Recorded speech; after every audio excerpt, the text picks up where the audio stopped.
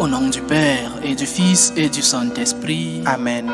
Le Seigneur soit avec vous. Et avec votre esprit. Chers frères et sœurs, nous célébrons aujourd'hui la mémoire de Sainte Catherine de Sienne, Vierge et docteur de l'Église. Elle est aussi patronne de l'Europe. Préparons-nous à célébrer le mystère de l'Eucharistie en reconnaissant que nous avons péché. Prends pitié de nous, Seigneur. Nous avons péché contre toi. Montre-nous, Seigneur, ta miséricorde. Et donne-nous ton salut. Que Dieu Tout-Puissant nous fasse miséricorde, qu'il nous pardonne nos péchés et nous conduise à la vie éternelle. Amen. Seigneur, prends pitié. Seigneur, prends pitié. Ô Christ, prends pitié. Ô Christ, prends pitié. Seigneur, prends pitié. Seigneur, prends pitié. Comme patronne de l'Europe, en Europe justement, c'est une fête, la fête de Sainte Catherine de Sienne. Alors nous proclamons tous ensemble, gloire à Dieu au plus haut des cieux, et paix sur la terre aux hommes qui l'aiment. Nous te louons, nous te bénissons, nous t'adorons, nous te glorifions, nous te rendons grâce pour ton immense gloire. Seigneur Dieu, Roi du ciel, Dieu le Père Tout-Puissant, Seigneur, Fils unique, Jésus-Christ, Seigneur Dieu, Agneau de Dieu, le Fils du Père, toi qui enlèves les péchés du monde, prends pitié de nous. Toi qui enlèves les péchés du monde, reçois notre prière. Toi qui es assis à la droite du Père, prends pitié de nous. Car toi seul es saint, toi seul es Seigneur, toi seul es le Très-Haut Jésus-Christ, avec le Saint-Esprit, dans la gloire de Dieu le Père. Amen. Prions le Seigneur. Seigneur, tu as enflammé de ton amour Sainte Catherine de Sienne en lui faisant contempler la passion de Jésus et en l'appelant à servir l'Église. Par son intercession, accorde à ton peuple d'être uni au mystère du Christ pour exulter dans la découverte de sa gloire. Par Jésus-Christ, ton Fils, notre Seigneur, qui vit et règne avec toi dans l'unité du Saint-Esprit, Dieu pour les siècles des siècles. Amen. Amen.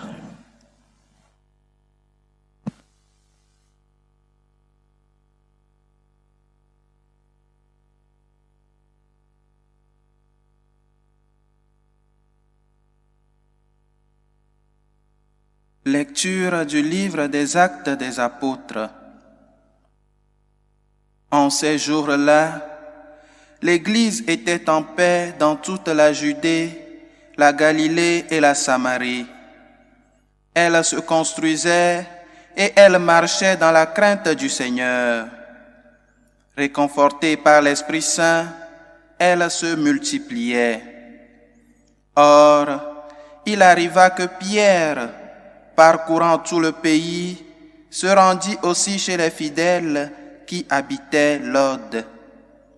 Il y trouva un homme du nom d'Énéas, alité depuis 8 ans parce qu'il était paralysé.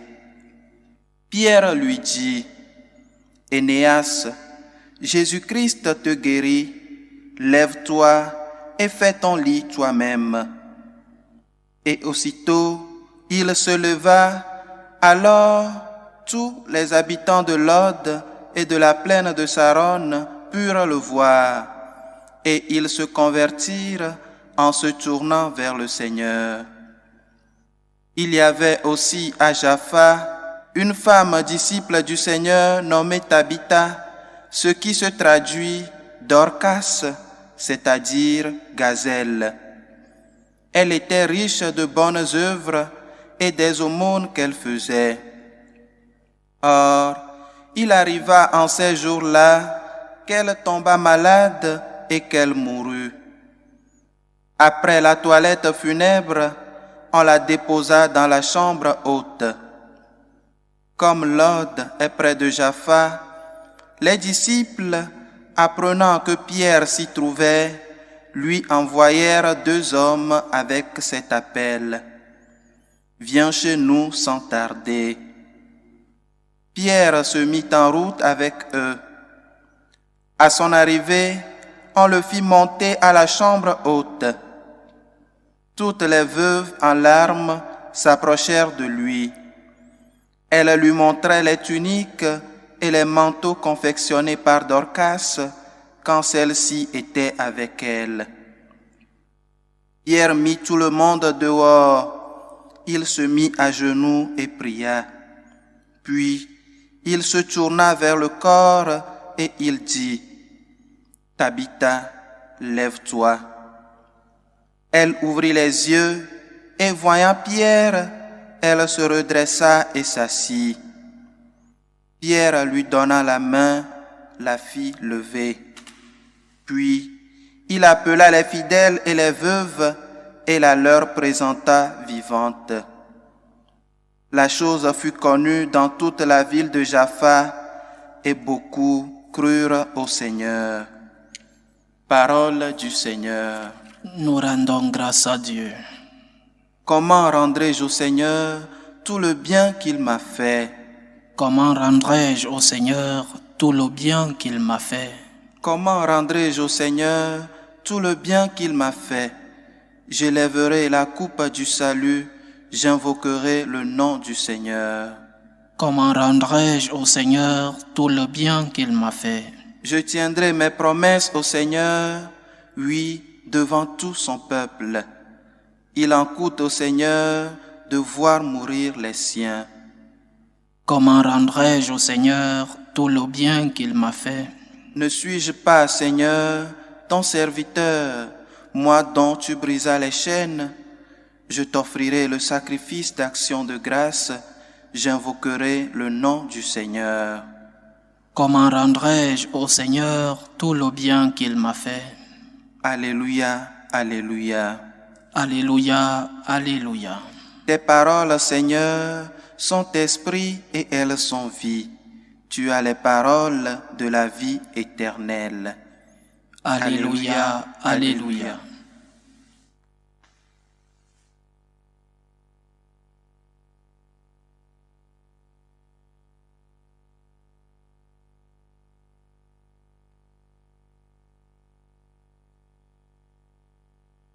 Le Seigneur soit avec vous. Et avec votre esprit. Évangile de Jésus-Christ selon Saint Jean. Gloire à toi, Seigneur. En ce temps-là, Jésus avait donné un enseignement dans la synagogue de Capharnaüm. Beaucoup de ses disciples qui avaient entendu déclarèrent « Cette parole est rude, qui peut l'entendre ?» Jésus savait en lui-même que ses disciples récriminaient à son sujet.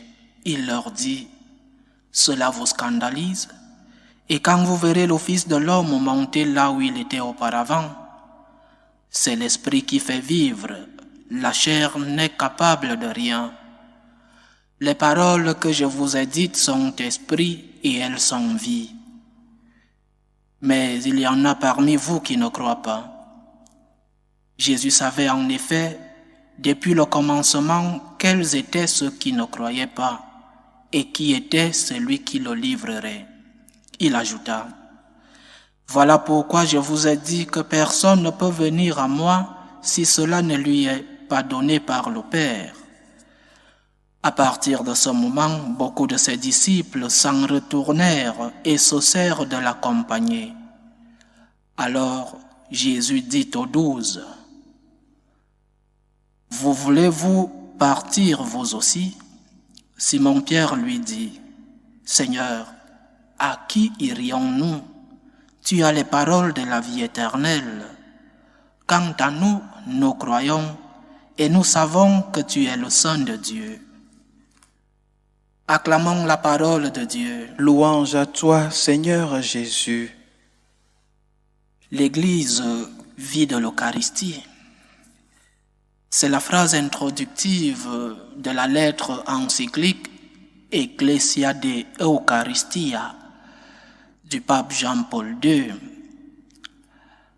Le pape voulait mettre ou alors réaffirmer la primauté de l'Eucharistie dans l'enseignement catholique, dans l'enseignement chrétien, le centre de notre foi, c'est l'Eucharistie, l'action de grâce.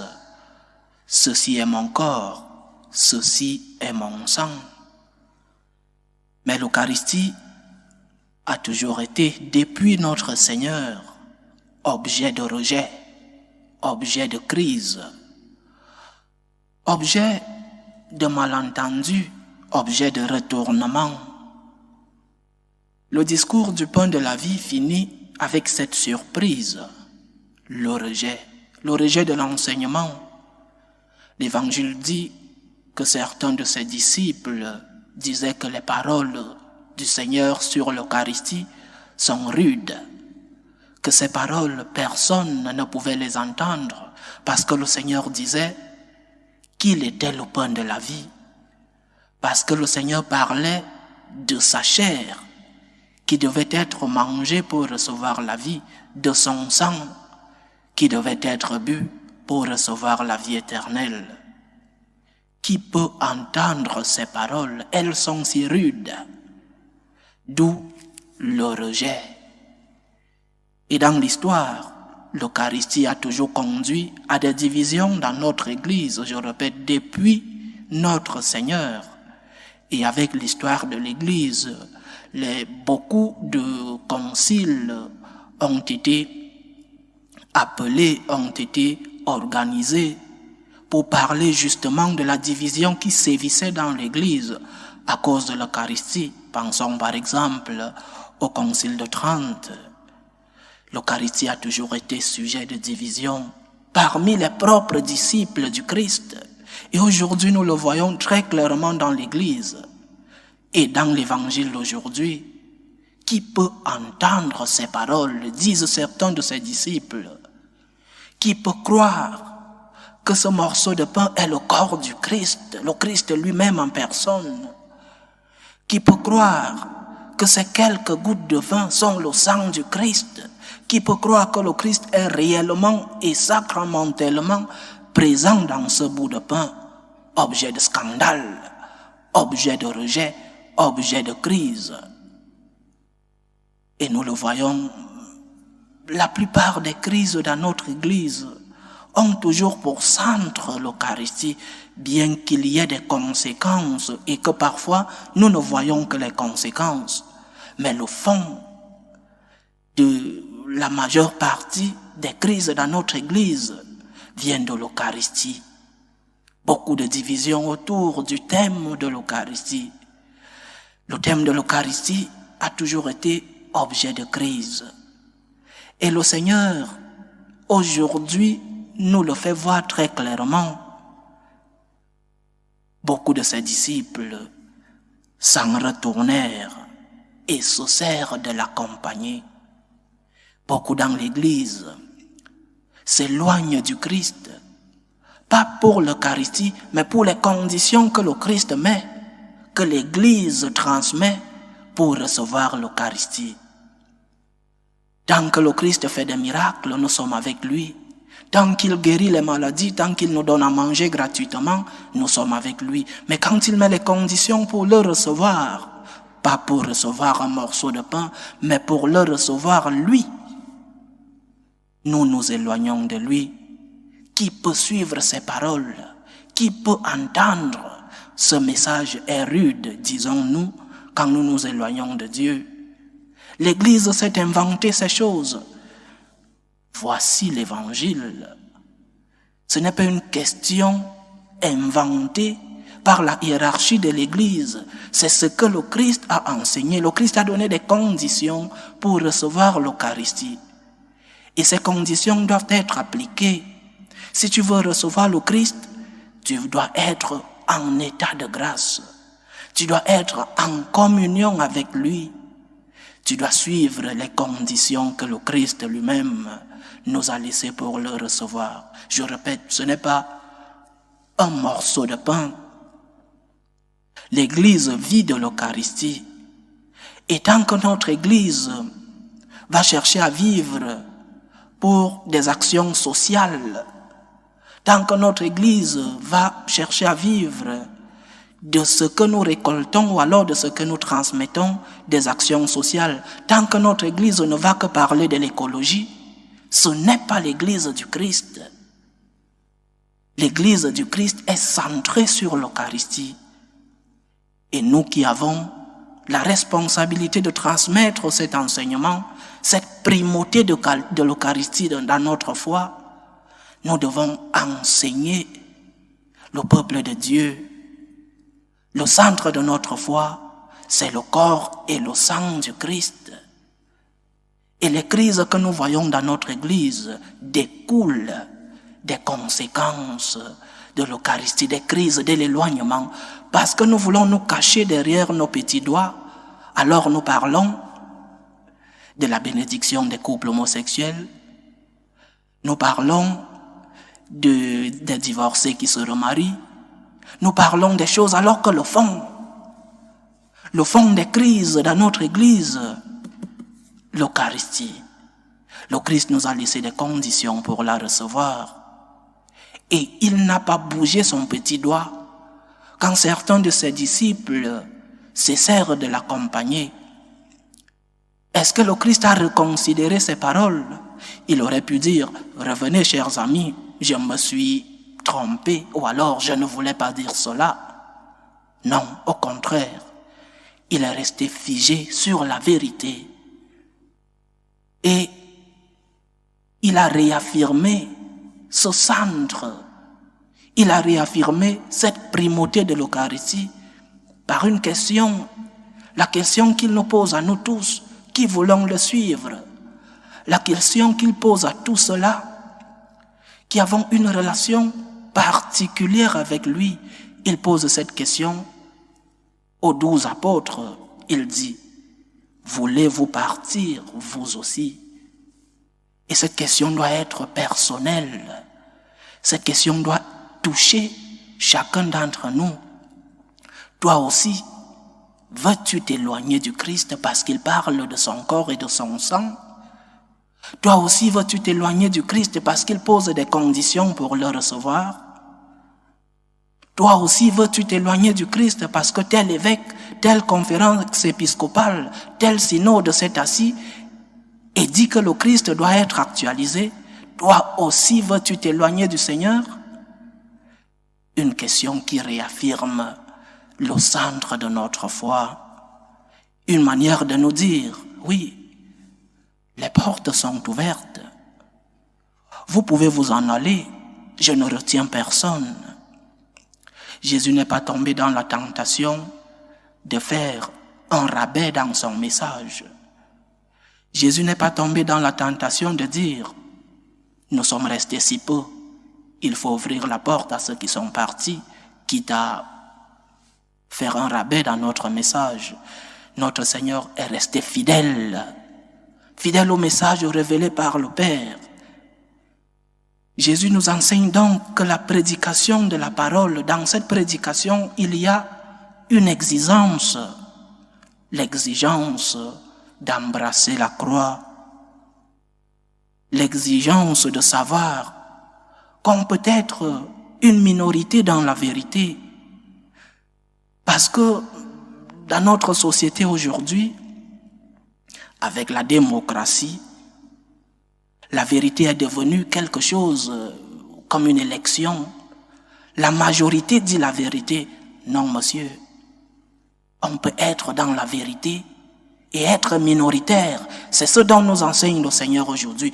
Vous aussi, voulez-vous partir? Voulez-vous vous éloigner de moi parce que je parle de mon corps et de mon sang? Nous pouvons être minoritaires et suivre fidèlement le Christ. La vérité n'est pas une question de nombre, tout au contraire. Le Seigneur nous affirme aujourd'hui que nous pouvons être peu, nous pouvons être minoritaires dans le monde, comme cette pincée de sel qui donne de la saveur à nos sauces, comme cette petite semence qui fait croître un grand arbre, comme le levain qui fait lever la pâte une pensée. Nous pouvons être minoritaires dans la vérité. Et ceux-là qui nous disent aujourd'hui qu'ils sont majoritaires et que l'Église doit se moderniser, l'Église doit s'adapter au monde, l'Église doit suivre la pensée du monde. Nous confondons l'incarnation à la mondanisation. Nous devons nous incarner, nous devons répondre aux signes de nos temps, mais nous ne devons pas nous mondaniser. Nous ne devons pas nous adapter à ce que dit le monde.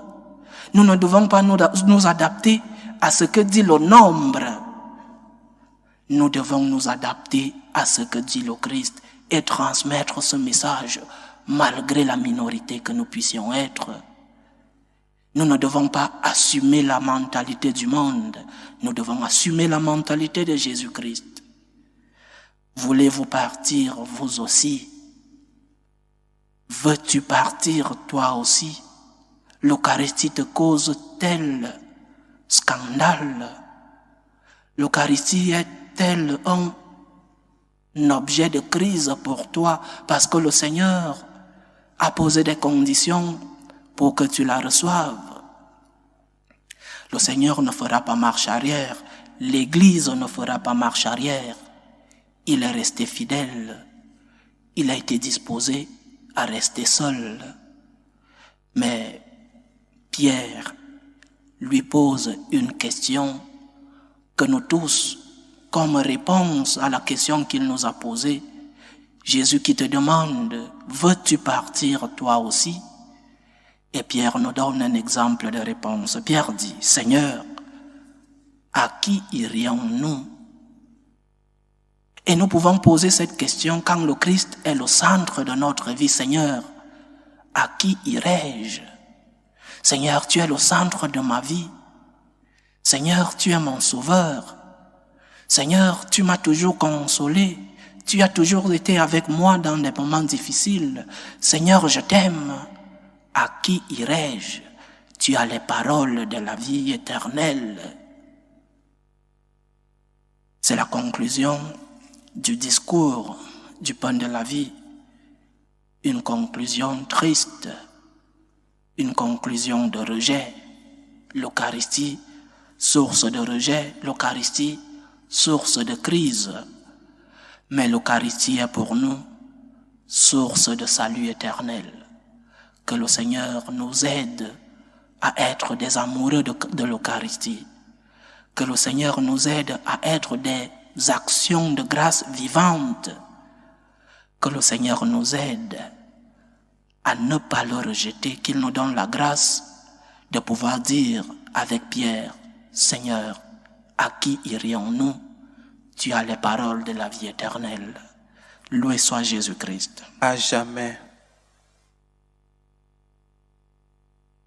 Présentons nos humbles demandes, nos humbles prières à Dieu le Père Tout-Puissant, pour la Sainte Église de Dieu, pour le pape, les évêques, les prêtres, pour tous ceux-là qui ont la responsabilité de transmettre le message chrétien, pour qu'ils le fassent suivant la fidélité de ce que nous a enseigné Jésus-Christ. Prions le Seigneur. Seigneur, écoute et prends pitié. Prions le Seigneur pour la paix dans le monde, pour que finissent les différentes tensions, les différentes guerres entre les peuples. Prions le Seigneur. Seigneur, écoute et prends pitié.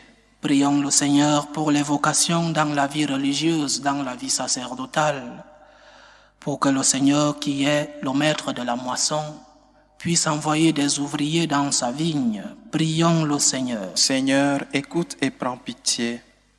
Prions le Seigneur pour nous tous ici rassemblés, pour tous ceux-là qui vivent des moments de détresse, surtout pour les malades, pour les familles divisées, pour tous ceux-là qui nous demandent des prières, pour tous ceux qui vivent des moments de solitude, pour que le Seigneur soit le centre de nos vies et qu'il soit notre réconfort. Prions le Seigneur. Seigneur, écoute et prends pitié. Écoute, Seigneur, les supplications que ton peuple te présente avec foi daigne les exaucer selon ta volonté. Par Jésus-Christ, ton Fils, notre Seigneur, qui vit et règne avec toi dans l'unité du Saint-Esprit, Dieu pour les siècles des siècles. Amen.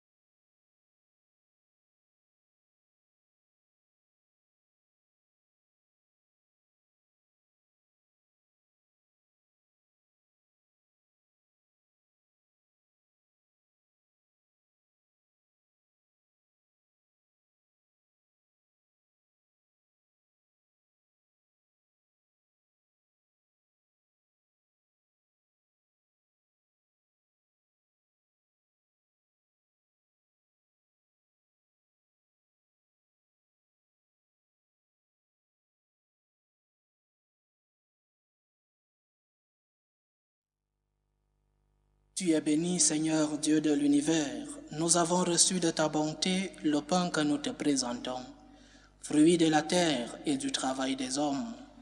Il deviendra pour nous le pain de la vie. Béni soit Dieu maintenant et toujours. Tu es béni, Seigneur Dieu de l'univers. Nous avons reçu de ta bonté le vin que nous te présentons, fruit de la vigne et du travail des hommes. Il deviendra pour nous le vin du royaume éternel. Béni soit Dieu maintenant et toujours.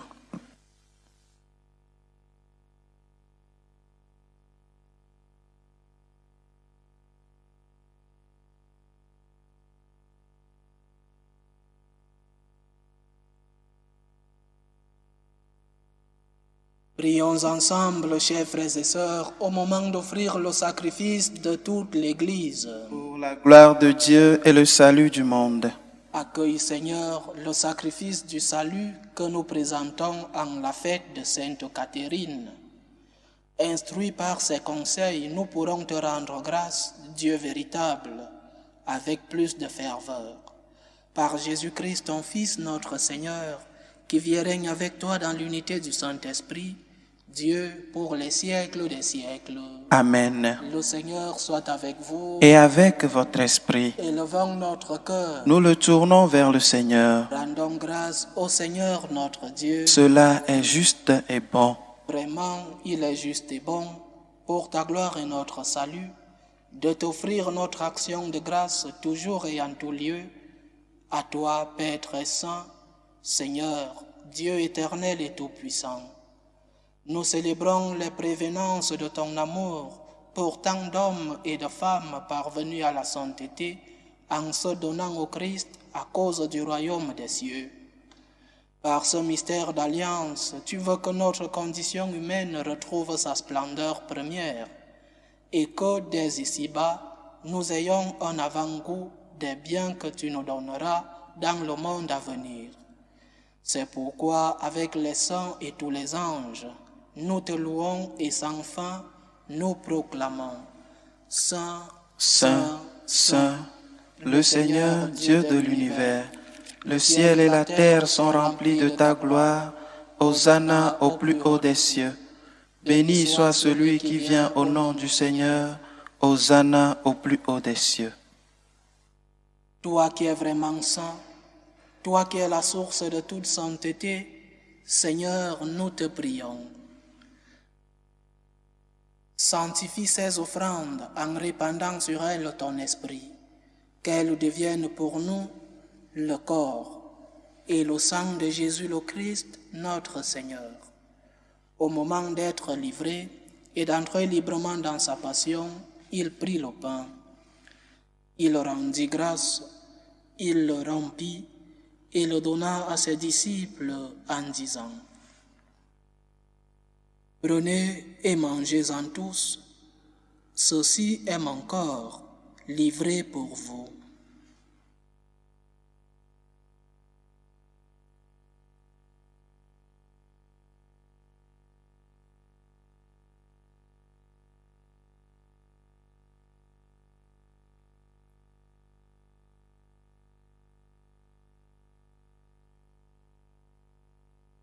De même, après le repas, il prit la coupe. De nouveau, il rendit grâce et la donna à ses disciples en disant, « Prenez et buvez-en tous, car ceci est la coupe de mon sang, le sang de l'alliance nouvelle et éternelle, qui sera versé pour vous et pour la multitude en rémission des péchés. Vous ferez cela en mémoire de moi. »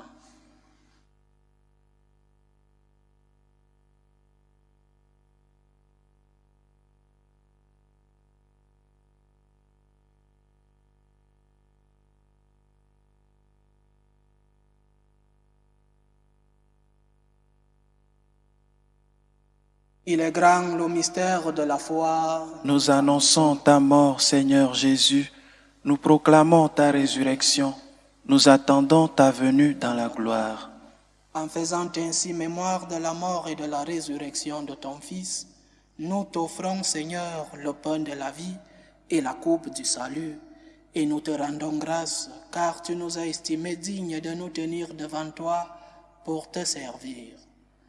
Humblement, nous te demandons qu'en ayant part au corps et au sang du Christ, nous soyons rassemblés par l'Esprit Saint en un seul corps. Souviens-toi, Seigneur, de ton Église répandue à travers le monde. Fais-la grandir dans ta charité, en union avec notre pape François, notre évêque Carlos et tous les évêques, les prêtres et les diacres. Souviens-toi aussi de nos frères et sœurs qui se sont endormis dans l'espérance de la résurrection, de ta fille Victorine, et souviens-toi dans ta miséricorde de tous les défunts. Accueille-les dans la lumière de ton visage. Sur nous tous, enfants, nous implorons ta bonté. Permets qu'avec la Vierge Marie, la bienheureuse Mère de Dieu, avec Saint Joseph, son époux, les apôtres, Sainte Catherine de Sienne et tous les saints qui ont fait ta joie au long des âges, nous ayons part à la vie éternelle et que nous chantions ta louange et ta gloire par ton Fils Jésus le Christ.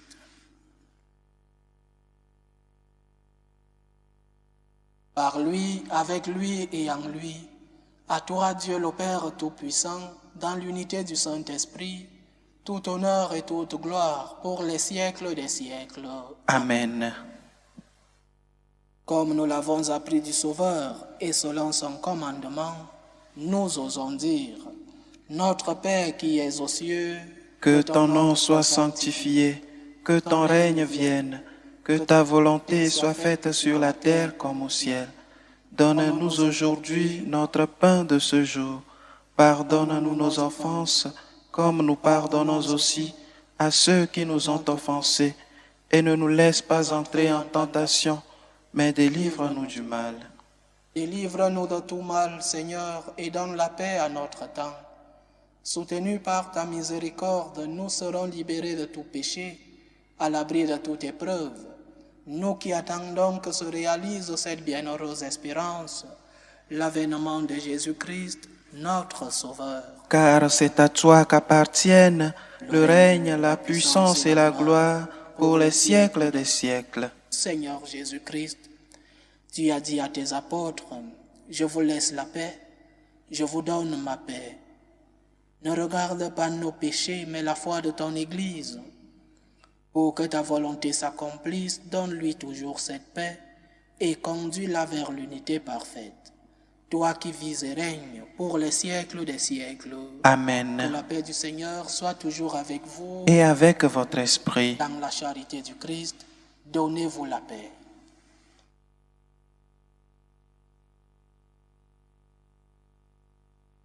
Agneau de Dieu, qui enlève les péchés du monde, prends pitié de nous. Agneau de Dieu, qui enlève les péchés du monde, prends pitié de nous. Agneau de Dieu, qui enlève les péchés du monde, donne-nous la paix.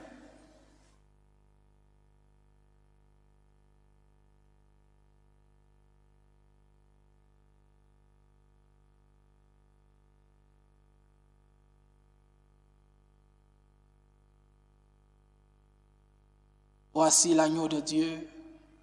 Voici celui qui enlève les péchés du monde. Heureux les invités au repas des noces de l'agneau. Seigneur, je ne suis pas digne de te recevoir, mais dis seulement une parole et je serai guéri. Que le corps et le sang du Christ nous gardent pour la vie éternelle. Amen.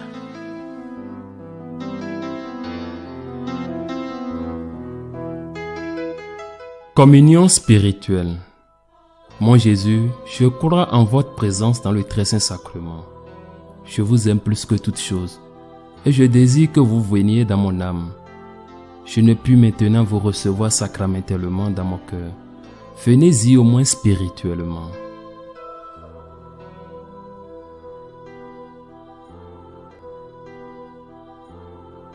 Je vous embrasse comme si vous étiez déjà venu et je m'unis à vous tout entier. Ne permettez pas que j'aie jamais le malheur de me séparer de vous.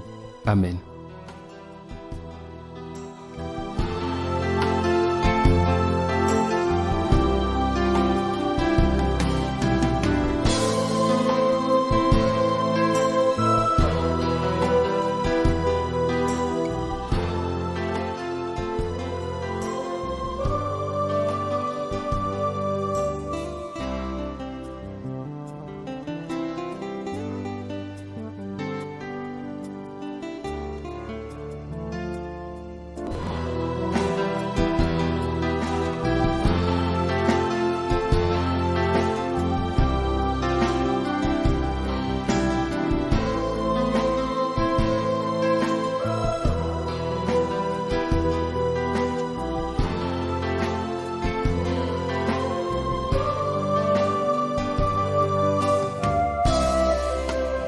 Achevons notre prière. Que la vie éternelle nous soit donnée, Seigneur, puisque nous communions à la table du ciel, où Sainte Catherine trouvait un aliment capable de soutenir aussi la vie de son corps.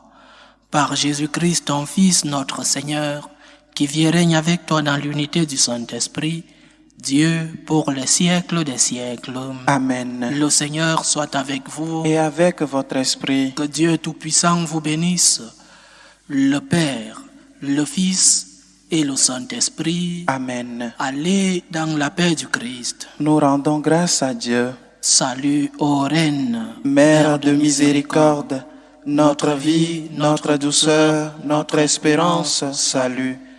Nous crions vers toi, enfant d'Ève exilée. Vers toi nous soupirons, gémissant et pleurant, dans cette vallée de larmes. Ô toi, notre avocate, tourne vers nous ton regard miséricordieux.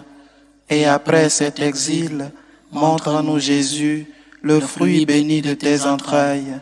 Ô clémente, ô miséricordieuse, ô douce Vierge Marie. Amen. Priez pour nous, Sainte Mère de Dieu, afin que nous soyons rendus dignes des promesses du Christ.